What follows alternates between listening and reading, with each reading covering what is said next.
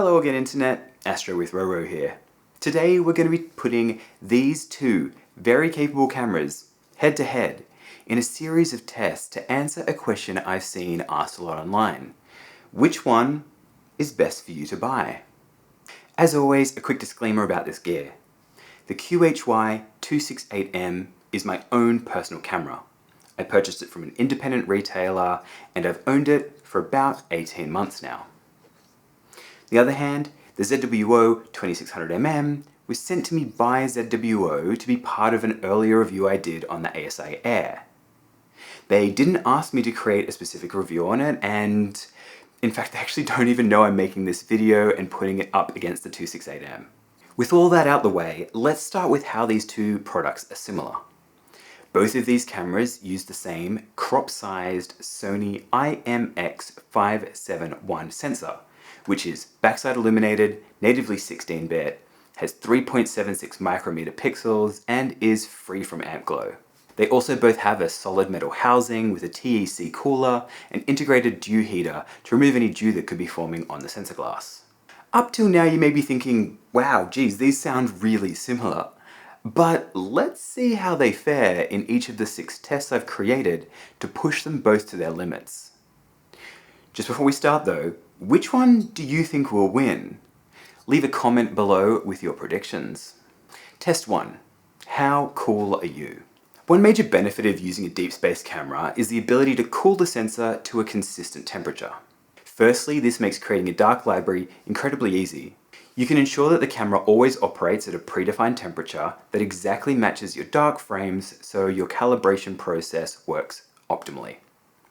Secondly, by reducing the physical temperature of the sensor, you also reduce the buildup of dark current during your imaging sessions. This lowers the amount of noise created by the camera during your exposures, increasing your signal-to-noise ratio. Now, both of these cameras claim to be able to cool up to 35 degrees Celsius below ambient, but let's see how they do in practice. In this test, I've set an unachievable goal to see what they can both do with their coolers completely maxed out. We can see that straight off the bat, the QHY camera cranks its cooler to 100%, while ZWO starts at 0 and bumps the power up instead. This means the QHY can reach a specific temperature quicker than the ZWO, but that isn't necessarily a good thing. Cooling too quickly can cause dew or ice to form on or around the sensor chamber, and we'll talk more about that in our next test. Once both coolers are at 100% and they've been stabilized for a while, we can see that the 2600mm actually reaches a colder temperature at 37 degrees Celsius below ambient, which is 2 degrees better than advertised. Unfortunately, the QHY doesn't fare quite as well and can only reach 32 degrees Celsius below ambient. Now, 5 degrees might not sound like much of a difference, but let me tell you that this is the first real issue for the QHY. If we take a look at the dark current graphs provided by QHY and ZWO, we can see that dark current nearly halves every 5 degrees. This means that the QHY268M ends up with double the dark current values of the ASI 2600mm, and with that I'm giving this test to ZWO. Test 2. Dew control. Both of these cameras have built-in dew heaters. These are located around the optical window and slightly heat the glass and sensor chamber to ensure that any moisture that comes into contact with the sensor or the optical glass doesn't condense into dew or ice.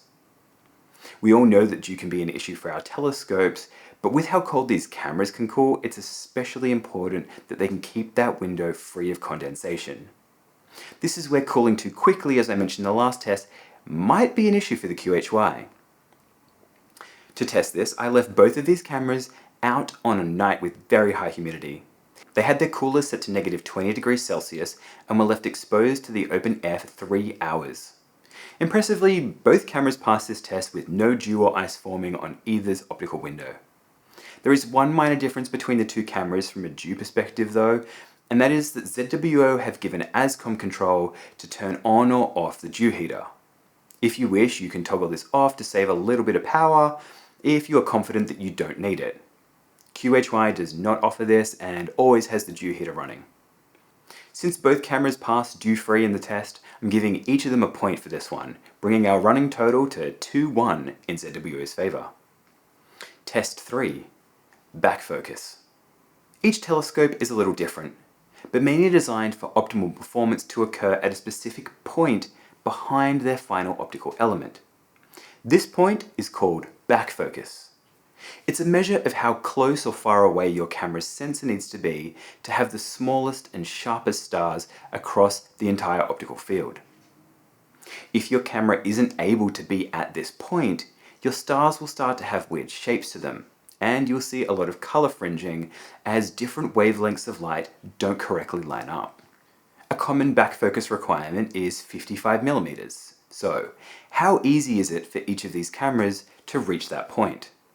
When attached to the 2-inch electronic focus wheel and the OAG-L, the ZWO ASI 2600mm sits exactly at 55mm, making it super easy to keep these three items attached and move them from one telescope to another, knowing you'll always be at the right back focus distance.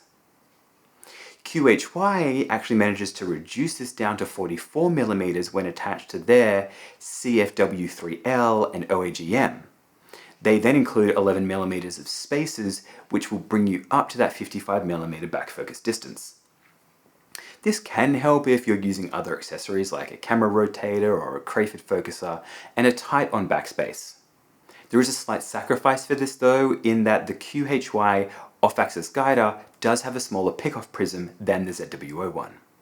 If you're not using an off-axis guider, then the 2600mm and the electronic filter wheel sit at 32.5mm, while the 268M and CFW3L use up 1.5mm more at 34mm. Depending on your circumstances, the QHY and the ZWO really do trade blows here, and both can easily meet the 55mm back focus requirement on this test.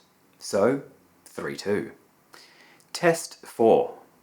Maximum and minimum frame rates. Deep space cameras aren't usually marketed on their frame rates, but in this test we're going to see just how fast and slow these two cameras can shoot. To start with, let's look at what is the longest exposure you can achieve with these cameras. On their website, ZW claims a maximum exposure time of 2000 seconds, or 33 1/3 minutes for this camera. When tested, I found I could actually push this a little bit to 2147 seconds, a 7% increase over what they state, and I love this. Similar to the cooling test, it's always better to underquote and overdeliver on these kinds of things, so nice work ZWO.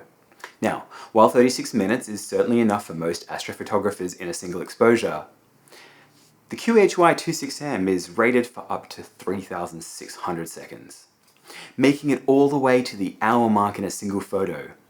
But if that's not enough, in testing, I managed to push this to 13,600 seconds. Yes, that's right, 3 hours, 46 minutes and 4 seconds in a single exposure. This is really impressive, and while you need to make sure that you have an incredibly good polar alignment to prevent field rotation, it's great to have the option of ultra-long exposure times for those that do want them. When we look at short exposure lengths, both cameras are quite similar, listing 32 microseconds for the 2600mm and 30 microseconds for the 268M. Where things differ is how quickly the cameras can each take those photos. Now, many people have dedicated cameras that they use for planetary, but how good can these deep space cameras perform in that space? The 2600mm is able to reach 3.5 seconds in 16-bit mode at full resolution, and 12.9 frames a second in 8-bit mode. If we drop the resolution down to 640 by 480 at 8 bits, then we see the frame rate increase to 102 FPS, which is certainly good enough for someone looking to dip their toes into planetary imaging before buying a dedicated planetary camera. Now, QHY makes a big deal on their website about how this 268M has a whole gigabyte of onboard RAM. That's 4 times what the ZWO camera has. But what do you get with all this extra RAM? At full resolution, 16 bits, this camera can hit 6 frames a second, nearly double the 2600mm. Pushing this a step further, QHY have actually released a firmware update that unlocks a 12-bit mode designed to turn this deep space camera into a quasi-planetary camera. This doubles the full resolution rate to a whopping 14.5 frames a second at 12 bits. Yes, that is right. You can pull 400 megabytes of data per second off this camera. Once again, dropping the resolution down to 640 by 480 to match our 2600mm, we get 115 frames a second, a 13% increase, while also benefiting from the 12-bit readout instead of 8-bit. While a dedicated planetary camera like the ASI 462MC I have here can almost triple the frame rate of the 268M, it's still great to see what these deep space cameras can do, and there's certainly benefits to having cooling and a larger sensor. A perfect example of this is shooting transits of the International Space Station over the Sun or Moon. In these situations, you want to shoot a large area as quickly as possible to catch all of those frames of the ISS. It's also just great to have a testing ground for deep space imagers who want to try out planetary imaging on a reasonably casual basis. With all of that, I'm handing the win to QHY for this round, which managed to trump the 2600mm in both long and short exposures. This equalizes the score to 3 apiece. Test 5. Tilt. If you're imaging at fast focal ratios, then you know how impactful a small amount of tilt can be. So, how do these two cameras handle issues with sensor tilt? ZWO includes a tilt plate with the 2600mm. That allows you to adjust the camera's tilt with 3 Allen screws. This means you can fix issues in either your optical train or in the sensor's position. While this is a great tool to have, I found it can be a little finicky to adjust since it's on the telescope side of the camera. This means you might have to add in spaces so that you can access it while attached, or remove the camera for each adjustment, making it a bit time consuming to do. Out of the box, I did measure some slight tilt on my 2600mm, and while this wasn't enough to have any visual impact on my imaging systems that are all f5 or slower, it could have required some correcting if I had faster optics. And no, I haven't had a chance to use it on my brand new Hyperstar. So if you want to hear my review on that, then make sure you're subscribed. My QHY did not come with a tilt plate, but QHY states that they test every camera for tilt to ensure it's less than 20 micrometers when it leaves the factory. After testing mine, I confirmed that there was no measurable tilt on the sensor, so unless you have tilt further up the optical train, a tilt plate shouldn't be required for the 268M. As such, I'm giving QHY the win here again, which means it's ahead for the first time with a 3-4 score in its favor. Test 6. Practicality. For all the specs and marketing, at the end of the day, it's only worthwhile if the camera is fun and practical to use. There's a few points of difference in this list, so let's take them one by one. The most visually obvious differences when you look at these two cameras, other than their color, is that the ZWO has 2 USB 2 ports on the back of the housing. These pass through data along the 2600mm's USB 3 connection and can be used for a range of accessories. And this really simplifies cable runs. For me, I pretty much always end up using this for my guide camera and filter wheel, but I have used it to connect a camera rotator for when guiding wasn't required, or have a color camera without a filter wheel. The QHY, on the other hand, doesn't have any USB ports on it, and I do find this a bit annoying. It does have this serial port that you can use for the filter wheel, but since it's not USB based, it's much less useful. And if you need to replace the filter wheel cable, it's not as simple as with the ZWO. While we're on the topic of filter wheels, since the QHY filter wheel connection goes through the 268M in this specialized manner, the filter wheel can't be detected and connected to the computer unless the camera is as well. So you end up having to wait for the 268M to connect, then connect the filter wheel. This definitely adds extra time when you're setting up all your devices, compared to the 2600mm, which, since it's all connected through USB, can be detected instantly. Back in QHY's favor though is the nifty feature of an added humidity sensor. This is located inside the sensor housing and allows you to easily tell when the chamber is too humid and you will want to replace the decussant. A similar feature would be a nice addition if ZWO were to add it to the 2600mm, but I don't feel that this is a game breaker. We have a very slight weight difference between these two. If you're also into backpacking and go down the ultralight route, then you'll know how much 150 grams can mean when out on a hike. Of course, this is much less of an issue in astrophotography, so while ZWO technically wins here, once again, not a game-changing difference. Finally, I want to touch on drivers and software. Many comments online reference that one or the other brands has bad drivers and support, or they're unreliable. Personally, after many hours of use of both of these cameras, I can happily say that they're both rock solid drivers and I haven't had any major issues with either brand. I do want to shout out ZWO though, as the ASI Studio software suite is awesome. While the QHY drivers are good, their software really falls behind and looks quite dated. So if you don't use a program like Nina, SharpCap, or SGP, then ZWO has the best supporting software for capturing and editing photos.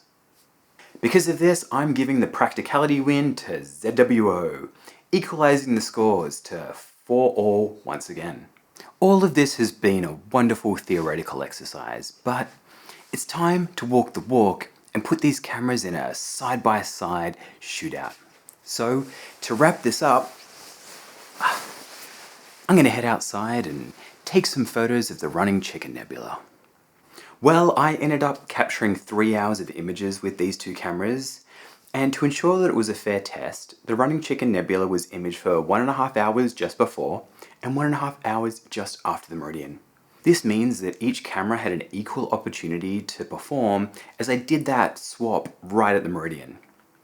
They also both used the exact same setup, with the Antlier 3nm Ultra Hydrogen Alpha filter shooting through my Redcat 51 mounted on the Ioptron HAE29.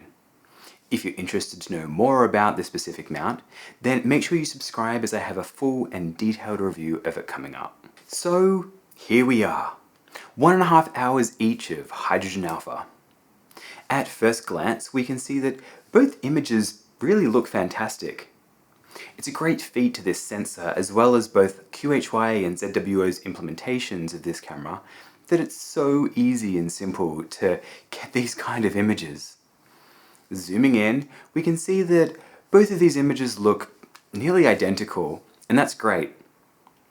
If we push things a little further, remove the stars, then we can really stretch these images to try and find, if there's really any details and work out which one's best. Now, there are some very minor differences between these shots. Perhaps the ZWO is a little bit more detail in some areas here, and maybe the QHY captured a little bit better detail over there. But honestly, it's very hard to pick these two apart, and I think that's great. To capture these images, I used both cameras in the high gain conversion mode. This is also known as dual ISO in the DSLR and mirrorless world. This is because when shooting in environments where photon count is limited, like when you're shooting ultra narrowband, you want to make sure that your read noise is as low as possible. Both of these cameras have this mode. For QHY, you want to set it to mode 5 and use a gain of 56. The 2600 only has one readout mode, but by setting the gain to 100, the camera activates this same functionality. Instead, if you're using broadband filters, then you'll probably want to use the high full well mode. This ensures you don't clip the stars because the pixel full well depth is greatly increased. Also, read noise matters much less since you're most likely to have more sky glow when using broad filters. For this, you can set the 2600mm to gain 0, and for the QHY, you want to use either mode 4 and gain 26, or mode 3 and gain 14. The QHY does have many more readout modes than the ZWO, but I think this comes down to two different approaches to the same problem. ZWO is known for making astrophotography simple and easy, and, as such, it takes the complexity out of this and only gives the user gain to change, while most likely managing read modes behind the scenes. Historically, QHY has focused more on the scientific community, who need to tinker further with their settings and make sure that specific requirements are met, for example when doing photometry. In my testing though, both cameras can reach very similar results, and it's only really if you have a specific need or deep desire to tinker that the readout mode functionality is of value. To wrap things up, let's make a nice image out of both sets of data. So here we have a HA and O3 image with RGB stars taken by both cameras. Now, while the images both look great, I think each of these cameras do have some strengths over the other. We can make some conclusions based on these. If you often deal with warm nights and you need to cool aggressively, then the ZWO will help you better control that dark current. It also has the 268M beat if you use a lot of accessories due to the USB ports on the back. If, however, you dabble in planetary, photometry, enjoy shooting transits or want those ultra-long exposure times, then the QHY is the way to go. I hope you've enjoyed this video comparing these two cameras, and I'll leave you with some images that I've taken with both of these cameras over the last little while. My name is Rowan, this is Astro with Roro, and clear skies.